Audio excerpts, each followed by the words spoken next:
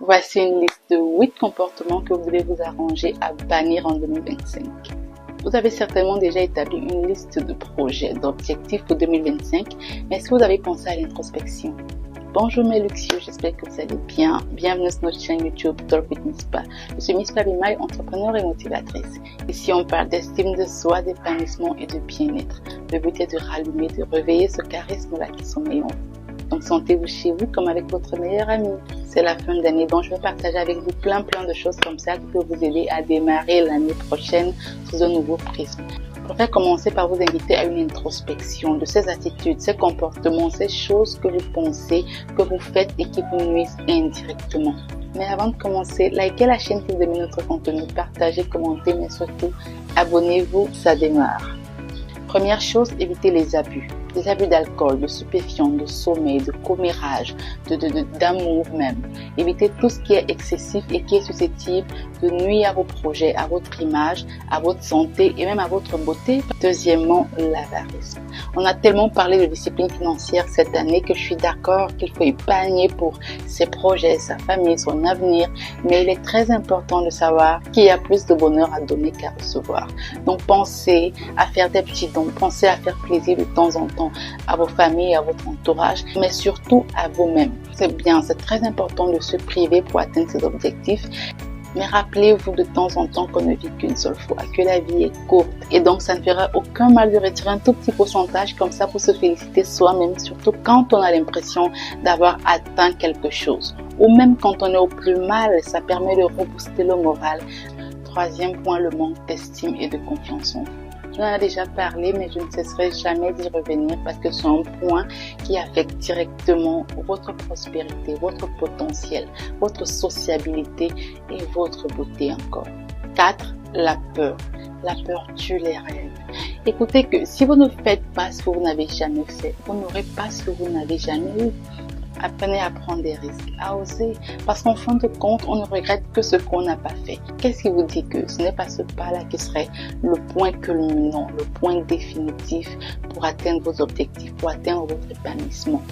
Débarrassez-vous de ces croyances qui vous font croire que vous êtes incapable ou alors que vous devez vous satisfaire, vous contenter de votre situation actuelle.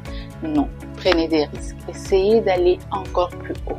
Si vous perdez, vous aurez appris. Et si vous gagnez, quoi de mieux? 5. L'ignorance.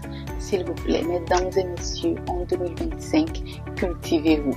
Lisez des livres, suivez les bonnes informations, ayez un langage inspirant, parlez à des personnes inspirantes, des choses inspirantes. Réveillez cette version intelligente de vous parce que la sagesse, la connaissance rend attrayant, rend respectable et vous le valez bien. 6. L'ego, l'orgueil. C'est cette petite voix qui vous dit que vous vous suffisez, vous n'avez besoin de personne, qui vous empêche de faire le premier pas, qui vous empêche de vous remettre en question, de reconnaître quand vous avez tort et de faire le premier pas vers la réconciliation, vers la paix. Changez-moi ça. 7. L'ingratitude.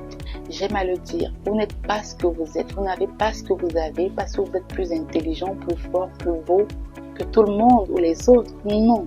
Tout est grâce. Apprenez à reconnaître et à remercier ces personnes-là qui vous ont tendu la main dans les moments difficiles, aussi petits qu'a été leur soutien, leur aide. Sachez le reconnaître. C'est dans la gratitude qu'on révèle ce côté gracieux qui nous attire de meilleures ondes. Donc en 2025, sachez dire merci. Merci pour chaque petite chose. Merci à tout le monde. D'accord? 8e point, la jalousie.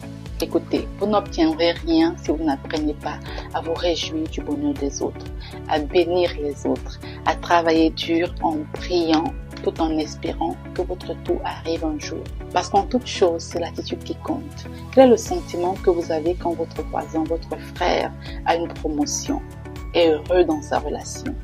Ce petit pincement-là, c'est ça la jalousie. Pour le moment, d'accord, il est encore en vous. Mais s'il excelle, si vous continuez de l'honorer, il se transformera en jalousie. C'est comme ça qu'on en arrive aux crimes et aux empoisonnements. Changez. Apprenez à aimer les autres comme vous aimeriez qu'on vous aime. Donc, si vous vous êtes reconnu dans un ou plusieurs points, il est encore temps de changer avant d'entrer en 2025. Essayez d'être une meilleure personne, de donner le meilleur de vous, pour vous-même d'abord et pour le monde, parce qu'on en a besoin. Allez, partagez avec nous en commentaire le point qui vous a le plus marqué ou cette résolution que vous avez décidé de prendre avant d'entrer ou à l'entrée de 2025. Mais n'oubliez surtout pas d'activer la cloche de notification pour ne rien rater de nos futurs thèmes. Bisous!